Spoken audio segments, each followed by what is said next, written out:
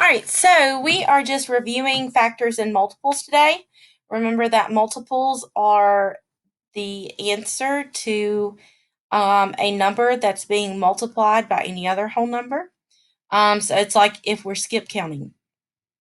And then our factors are the two numbers that we multiply together.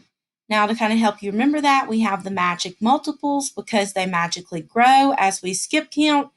And we have our factor ninja who chops our factors up. So factors should be as small as or smaller than our numbers, and our multiples should be as large as or larger than my numbers.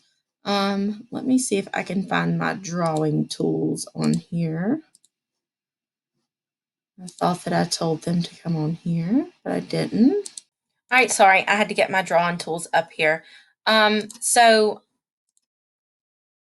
I am going to show you, up until this point in time, we've been writing our factor pairs, like for 2.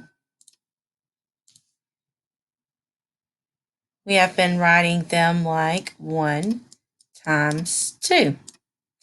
Now, that is still correct, and that is a factor pair, but you are going to learn how to write your factor pairs in a way that's going to help you out a lot more when we get into fractions here shortly. So instead of writing our factor pairs together with that multiplication symbol, we're going to use parentheses, and we're going to put them in order, but it's going to be easier than what you think. So write the factors of the following numbers. So let's look at the number 2. So of course I'll start with 1. I have 1, comma, and 2. And I put a comma. Now, after I check 1, I check 2, and I see 2 is already up here, so it begins to repeat. Once it begins to repeat, I'm done finding my factor pairs. So my factors for 2 are simply 1 and 2. If I follow this pattern with each of my numbers, that is what it would look like if my parentheses weren't so wide. This is these are my factors of 2, 1 and 2. Now let's look at 14. So for 14, I'm going to check 1, and I know that it works. 1 and 14. 1 is a factor of every number. Now let's think about 2. 2 will work because 14 is even. 2 and 7. All right, let's check 3. 1 plus 4 is 5. 3 will not go into 5. So 3 won't work. 4 won't work. 4 times 3, 4 times 4. 4 times 5 won't work because it doesn't end in a 5 or a 0 right there. 4 times 6 won't work. And 4 times 7, the 7's already up here, so I'm done. So my factors of 14 are 1, 2, 7, and 14. So see, by putting them on the opposite ends of my parentheses, I'm actually putting them in order. It's almost like your number bonds in first grade whenever you're making a 10, and you can make that little rainbow out of your number bonds. That's exactly how it is with this factoring, except it's not only with tens, it's whatever number we're using, and we're multiplying. So let's do another one together. Now, you don't have to rewrite these over here, but I just wanted to show you that you wouldn't have this big old gap here in the middle. This is normally what it's going to look like once you get more accustomed to this factoring. All right, so let's take a look at number 3. So we know 1 and 21 is a factor. But let's think about 2. Is 2 a factor? It's not even, so I can't use 2. Let's think about 3. Is 3 a factor? 2 plus 1 is 3. 3 will divide evenly into 3, so yes, 3 is a factor. 3 and 7. So then I would check 4. 4 doesn't work because 4 times 5 gives me 20. 5 doesn't work because I don't have a 0 right here. 6 does not work because I am missing 2.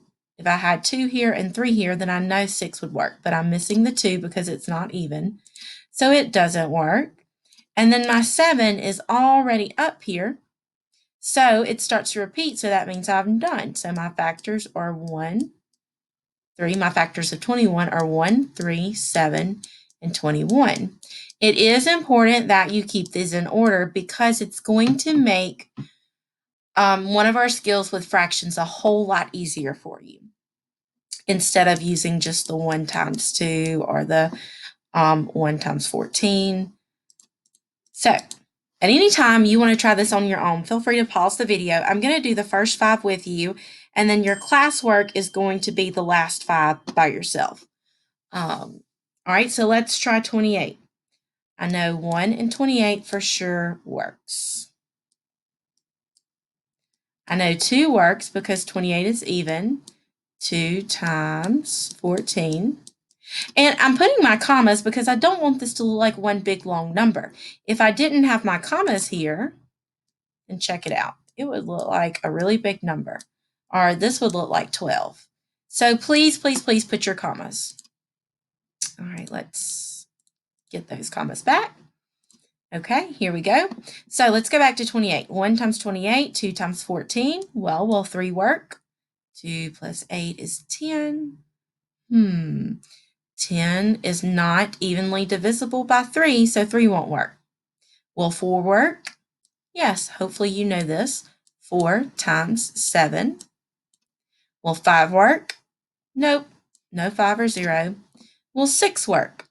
Nope, because I didn't have my 3 right there, so my rule for my 3 didn't work. So my factors for 28 are 1, 2, 4, 7, 14, and 28. All right, now let's check 16. I have 1 and 16. 2, I check 2. 2 works because it's even. 2 and 8. I check 3. 3 won't work because 6 plus 1 is 7. And 7 will not divide evenly by 3. 4 does work, and that's 4 and 4. Now, you don't have to put both 4s. A lot of students start out putting both of them so they can get used to it. You could just put 1. That's perfectly fine too. I'm going to leave both of them up here just so that you can see, if you do like to draw this rainbow, which you don't have to, that these are the ones that match. Now, 4, since 4 repeats, 4 times 4, I'm done.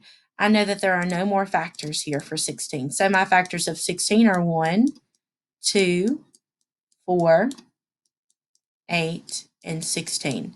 And just know that you don't have to put the little rainbows on top. I just did that so you could see how my numbers were connecting.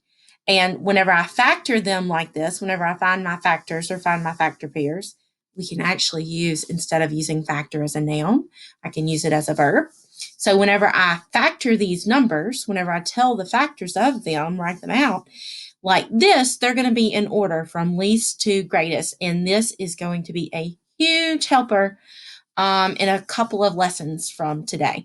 So I hope this helps. If you have any questions, let me know. Tomorrow we are going to be talking about prime and composite numbers. And just a really quick insider look at that. If you'll notice, the number 2 is much different than the rest of these numbers down here. Hopefully you've noticed that the number 2 only has 1 and itself as a factor pair. When a number only likes 1 and itself, when it only has 1 factor pair, we call it a prime number. Now, these are not prime because they like more than just 1 in themselves. It doesn't matter if it's only 1 more, like 14 and 21. It doesn't matter if it's more than 2 factor pairs. If it's not prime, the number is called composite. But I'm not too worried about you remembering that composite today. I just want you to know that prime numbers are my picky numbers. They only like 1 and themselves. So 2 is prime because it only likes 1 and 2. Another prime number would be 7 because it only likes 7 times 1. Another prime number would be 11 because it only likes 1 times 11. Now, a lot of times people want to say, oh, well, then that's odd and that's odd, so all prime numbers are odd. No, no, no.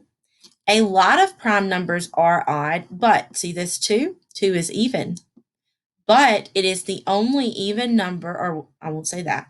It is an even number that is prime. A lot of times people want to, whoops, didn't mean to do that. A lot of times people want to say that the number, oh my goodness, I mean to erase, that the number 9 is prime.